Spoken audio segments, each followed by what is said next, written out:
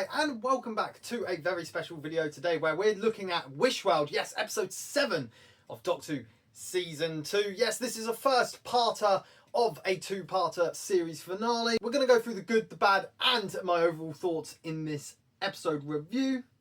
And if you're not already, make sure to subscribe down below for loads of Doctor Who content and smash that like button if you enjoy the video. But let's get straight into the episode review.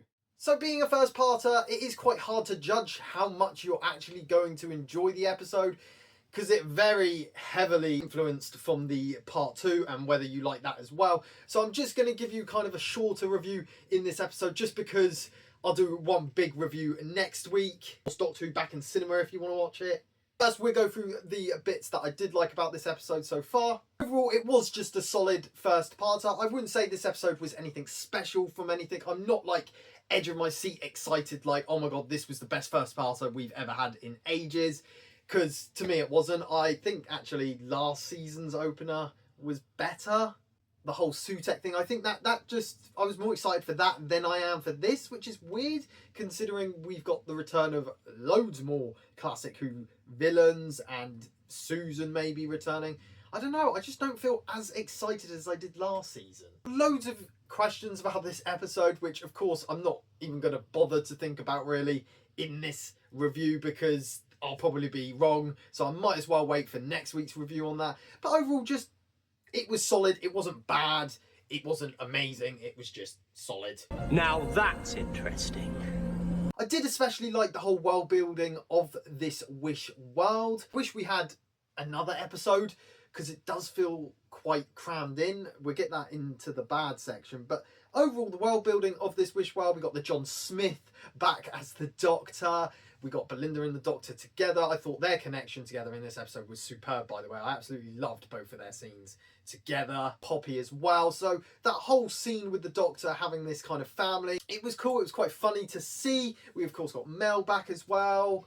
Unit has changed to this kind of almost TVA Marvel look. Got like no technology really. Very basic TVs. The whole mug situation with the bins outside. And then we got these weird dinosaur skeleton looking Sutekh things in the sky just roaming around for some reason. Not too sure why. They're cool. They look cool. They look really good actually. But why are they there? I'm assuming they're going to get answered next week. Hopefully. But I did like the world building from that aspect. The whole Conrad being this character that everybody knows and everybody follows basically. And this whole world is his creation pretty much. Not so much the Rani's creation, more Conrad's creation and what he thought would be the perfect world. You know, we obviously got that line with the benefits and disabled people, lucky day. And clearly that's been brought into this episode where we get the kind of camp with them all in. Kind of they are now homeless and the less fortunate of us. Kind of what he has dreamt, this wish that Conrad has dreamt is this like basic world, men can't like other men, all of that kind of stuff that Conrad's views would be. That is this Wish world. Whole new reality that Conrad has created. I did think it worked really well and it looks pretty cool. And how that was used in this episode worked well. The whole splitting of the planet because the Doctor has doubt and he's a Time Lord and he's powerful and all of this doubt has been building up for the return of Omega. Yeah, wow, I didn't expect Omega to be back. I know there was maybe some rights issues with him, but we got the Rani back and now we got Omega back, so hopefully we actually see him. I do hope he also keeps the kind of classic look. I know he's had multiple looks, but this is Omega and I hope this look that you see on your screen now is the one they go for. I still think it holds up for today. He might turn out to be a cat or something. Please. That's one of the most exciting things that I am excited for next week is to find out this whole Omega ordeal, the Trinity, of course with the Rani, and we got the God of Wishes with the laugh. That was pretty cool. We also got some more returning characters in this episode and I think each one worked well. We got a little glimpse of Susan, not too much, but she was there once again, so hopefully she crops up in this final episode. We got Poppy back. Don't know what the ordeal is about that.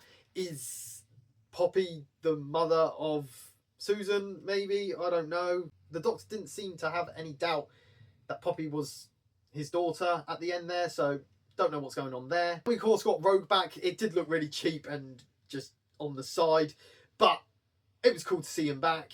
Definitely wasn't expecting it, so that was pretty neat. Also, I'm loving the dynamic between Mrs. Flood and the Rani. I think both of them work so well together. I think this kind of dynamic of them kind of despising each other does work, and it is quite cool. I did think they were kind of phasing out Mrs. Flood, but it looks like she's going to be around for a while yet. And those two are a right pair, and who knows, will Mrs. Flood stab her in the back in the end? And I do want to see more from the Rani. She seems very playy, very John Sim mastery, so hopefully we get a more serious, gritty side in this final two-parter. Finally, I think pretty much all of the set designs in this episode was wonderful. The house that the Doctor and Belinda lived in, that looked really cool. We of course got the unit building looking like this TVA building. That was pretty neat to see how obviously they've had to wipe out all the technology in Conrad's world, so to have them have just typewriters and basic technology in there, that looks pretty neat. And of course that kind of bone structure that we got looked fantastic inside and out. I thought the CGI on that was amazing. We got that scene on the balcony as well with Mrs. Flood.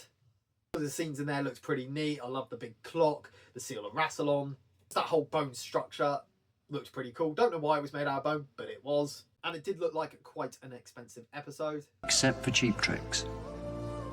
So getting into the things that I wasn't too best pleased with in this episode, number one has to be just how crammed in it felt, how messy it felt. It just felt like we were just shot into this wish world. Like, the TARDIS doors just blew up last episode, and it feels like we've just skipped an episode. It feels like there should be an episode in between, and there isn't. I just felt that kind of weird, especially for a casual viewer that hasn't really been watching the series and as a full, like, that's going to be quite jarring, and it was quite jarring for me. Yeah, it just felt like a big time jump and something was missing in between. So I'm not sure whether that's going to be explained in the final episode or what. I do believe the runtime for that is quite long though, so excited for that. And it just felt like we were trying to, again, cram in so much in so little time. I really despise how short these episodes have become. Doctor Who needs an hour episode at least, especially at the start of a two-parter. So didn't seem to be many rules or catches to this wish world, because the Doctor couldn't remember, Belinda couldn't remember, Mel couldn't remember, but why could Ruby remember, for instance? Like, that just seemed very odd to me, that Ruby can remember the Doctor, but I don't know, someone else on Earth like Martha Jones, say, can't, or Mel, or Kate. It just seemed very odd. Luckily, Ruby remembered. Wouldn't have even set off the Doctor in the first place.